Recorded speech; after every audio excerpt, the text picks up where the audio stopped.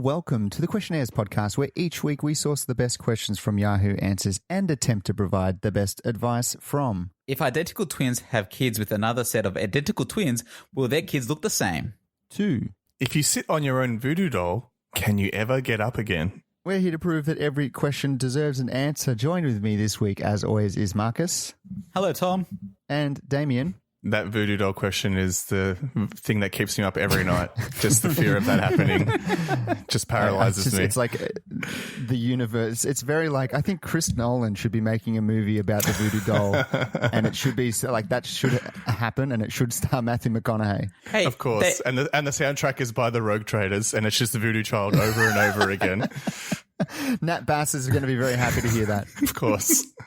Damien, didn't someone, I don't know if it was a friend, I'm pretty sure it was a friend, give you a doll that has your face on it? Like, as like it's sort of, if there's ever going to be a voodoo doll, that would be it? Yes, you're right. It was a Christmas present. I guess it was like, do you know, whenever Christmas rolls around, there's always those novelty kiosks in the middle of like a shopping center. And the whole thing was like, give them a photo and they'll print your face on it. So my face, and my friend picked the most unflattering picture of me, and it's my face just like plastered on like the head of a bunny. So I'm just like this very unfortunate looking rabbit doll. It's very unsettling. So we could test this theory, Damien. If you could grab that doll and sit on it, will you ever stand up again? I'm rubbing its crotch right now. I'm feeling nothing. So it's a sham. Absolute sham. Not horny enough. Speaking of like kiosk presents and stuff like that, I feel like those sort of things sort of come in and out of vogue, and there are usually things that are there for years, and then all of a sudden you won't see them again. Like, I don't know if you guys remember. Do you remember there was like a time where you could get like your name written on a piece of rice? What? On a piece of rice? On a grain of rice. I remember it was like set up in like shopping centers. They'd write your name on a piece of rice, and then you'd put it in like this magnifying, like it's like a little pendant that's like a magnifying, like it magnifies it so you can actually read it, and then you wear it around your neck like a I don't know why you would. I feel like that's only impressive if your name is like Rumpelstiltskin, because then it's like, wow, you fit that full name on there. Where if someone just wrote Tom on a piece of rice, be like, I could have done that. It's 3 letters. Nah. There's got to be rules. Like if it gets too long, they're going to write it on a piece of penne or something. One of those like, well, is it fettuccine? That's the fat spaghetti. Just keeps going. Flat one. Yeah, easy. Write an easy essay. Yeah. I never saw that, but I do, like, speaking of those kind of weird novelties, I always see the ones where it's like you can get your picture printed on a block of wood. And it's just why? Like, why do you want a block of wood with someone's face on it? Just put it in a photo frame. It looks nicer. But does it look? but wood. Does it look good though? Demo the actual images look good. No, it looks shit. No. It looks like shit. Yeah, it looks like cog. Okay. Yeah. I mean, look, those things are perfect for Christmas time when you just don't know what to get. But as far as you would never go out and buy one for yourself. The only people that get those things, like that, they're the kind of people they have a woody for wood, you know. So they're ready to go. They're ready for it. They want that. Other than that, no one wants it. Oh no, fair enough. How are we going, guys? Do we even mention the fact that we're doing this via video again, or should we just like not ruin the illusion that we're? I don't want people to think we're irresponsible, you know. I kind of wish we did the whole episode then revealed to our audience at the end, if they're not in Melbourne, hey guys, we're in lockdown again. It's happened again. COVID is just like John Farnham. It's like, you thought that was my farewell tour last year. I'm back for another one.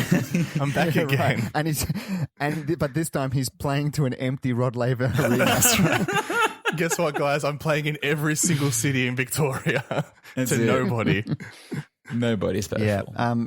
It was eerie though, like watching the tennis. It is, but like even watching the tennis last night, which was kind of wild. Did you see how they had like Cinderella rules implemented? So for those who don't know, like by midnight last night, everyone had to be in lockdown and at home. So at 11:30, there was still a crowd, and as soon as it hit 11:30, they started evacuating the crowd. So it was like half of the match with the crowd, and then the rest of the match just dead silence. It was very, very weird to watch. How much longer after midnight did that match go for? It's probably just, you know what? It probably maybe like 15, 20 minutes. So, Okay, so not too long. Yeah. Okay. But I bet you there'll be people who are saying, I want a refund. I didn't get to see the whole game.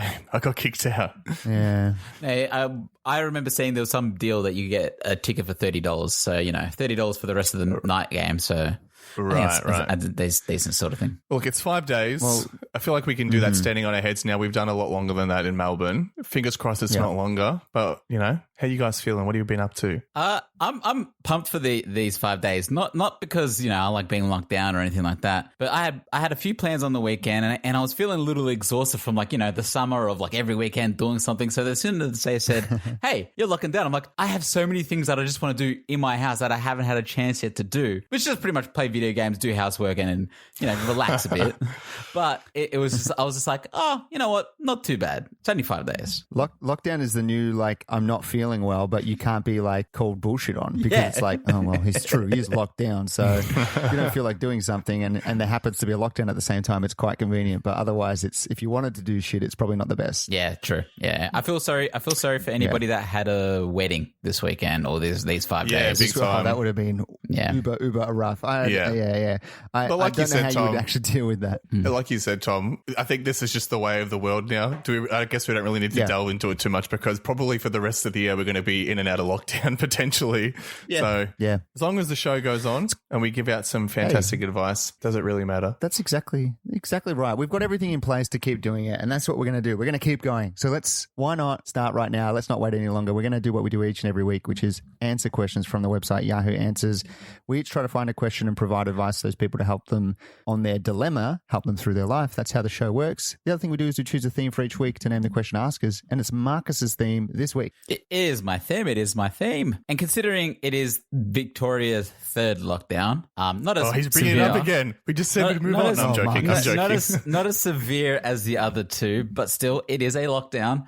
So I wanted to name our question askers after our either favorite or just a memorable third parter of any sort of media. So like movies, bands, TV shows, games, whatever. The third part. Yeah. That's what I want to name our question askers after. All right. Can I go first with this one then? You sure can. No. I mean, yes. This one is going to come from my third stint in rehab. No, it's actually going to come from the Three Ninjas Knuckle Up, which is the third Three Ninjas movie. There's so many threes in that.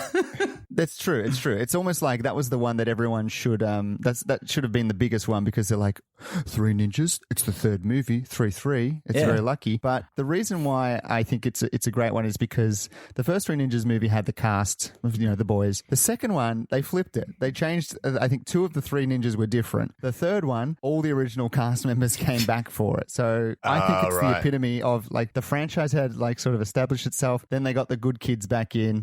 And if you're not aware of it, Three Ninjas basically 3 young kids who have a half Japanese heritage that their grandfather teaches them how to be ninjas and fight karate. I think my favorite thing in regards to movie and TV shows is when they recast people but don't acknowledge it and they're the exact same person. And then one iteration later, it's back to the normal people again. That's why I used to love watching soap operas because you would just see characters change between seasons, but it's the same person. It's a good time. And you just got to act like nothing happened. I think I would say that the reason why it was a different cast in the second one is because they go to Japan, and I reckon the kids' parents were just like, well, no, Rocky and Tum Tum can't go to Japan, so no, you can't use my children. So they just recast them as kids that were happy to travel. Or they were older. They were actually really old kids. They were 19. 18-year-olds, yeah. And this kid's meant to be 13, but he's 18 now, yeah. Yeah. All right. So the Three Ninjas write in, what to do about an obnoxious house guest / friend. I invited a friend over to my new apartment the other day. She does a lot of nitpicking and makes a point to find negative things. I just moved in, so of course I still have a few boxes here and there. She tells me how awful they look, that my Christmas tree shouldn't still be up. I've been sick a lot lately and she knows that, and how fake my granite countertops were. She looks around and says, I feel less than. I always tell her that we are equal. No one is better than the other. Her comments make me feel awkward about things I have and constantly have to downplay accomplishments and possessions just to make her feel comfortable. I support my friends. I love to see them win and want the best for them. Could we be grown growing in different directions? And do I just drop her as a friend? 3 ninjas. Did she mention it's a new friend or new acquaintance, or just it's a long-standing one? Doesn't say. No, so the apartment is new. The friend is not, I believe. Okay. No new friends here. No new friends. I've never really had, I can't say I've ever had friends that are jealous of what I've got or openly been saying, hey, you've got such nice things, or you don't have this nice thing, or this is worse than this, or whatever it is. No one's ever really commented on that. But, you do have some people who sometimes bring out like sort of, I wouldn't say the negative side of things, but they nitpick on the little things. And I've got some friends like that. And just like you hear it and you think to yourself, I know, but let's just move on. Like, I want to be positive about it. Like, I don't know. Is it weird that Marcus was staring at my camera the whole time he said that? That was really weird. I could tell. Yeah. We could tell. Is it though, when a friend does that though to you, Marcus, that they're close enough that they're like, I'm being like constructively criticizing you and not just sort of nitpicking? Like, there's the difference of being like a close friend being able to tell you like, hey man, this place is a pigsty, you should clean up, or no. The closest friends, if they're going to say my house is a pigsty, I'd probably like, yeah, you're right. Those nitpicks they're not nitpicks. You got me. If they're close enough of a friend that they can call me out, sweet. I don't have any friends that would like comment on. Granted, I don't live in my own bought home, so they this bench top is a piece of shit. Well, it's the landlord's, it's not mine. I don't care. You're right, it is a piece of shit. Right. I can agree with you on that. But like, all right, Damien, for example, I don't think you own your own house at this point. Yeah, I can't say there's anything wrong with your countertops. Yeah, fuck your countertop, but. No, I think everything in your house is perfect or good. Nice. Good, great. But has anyone come to you and said, "Hey, your garden looks a little bit out of shape," or this or that? And has anything ever grated you on like that? I've had people come in and say things like, "Oh, it's fun," or like, "That's interesting," and it's like, okay, you do not like the frames that I have up, or like, I would rather them just say nothing and just say love the house, as opposed to when they feel like they need to hone in on something and be like, oh, it's a fun plant. And it's like, is it? I can't play with it. It just sits there. It's not really fun.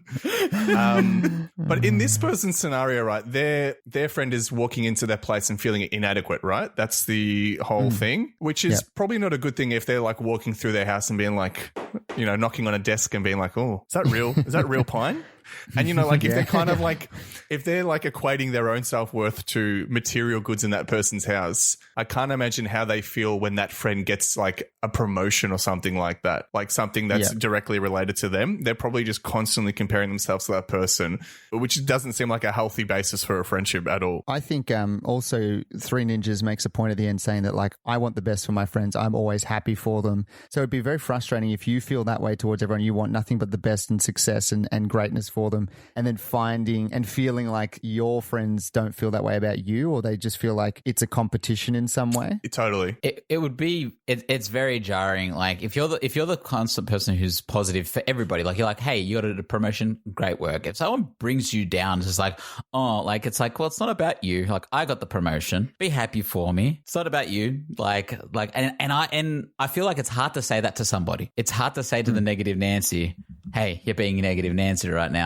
Just be happy for me for once, because they never take that advice to like seriously. Do you think it's an age thing as well, to be like, there's like a point where after you just say finish uni, you might start working and people start, doing full-time work. Do you think that that's when like there's a certain time when people start to be not criticizing, but be like, oh, you've got more money than me, or you're earning more than me? Is it a younger thing though, to be like, you're working more full-time? You might have a friend that's doing a trade while you're a uni student, and the trade guy is, he's earning big money, or he or she is earning big money, and you're still like a struggling student. Yeah, I think that's a good point, Tom. Because that I'm thinking about, I feel like a young person, I don't know, I feel like when you're a teenager, everybody's working stuff out, so you don't really have anything to compare. You're kind of jumping in and out of jobs, blah, blah, blah. But as you get older, I guess everybody kind of feels this pressure, external pressure to be at a certain point in their life, making a certain amount of money, doing certain things. And when you see maybe your friends doing other things, but like this person, they're taking it as like a direct attack on them to be like, well, I'm not at that point. I don't have a granite countertop.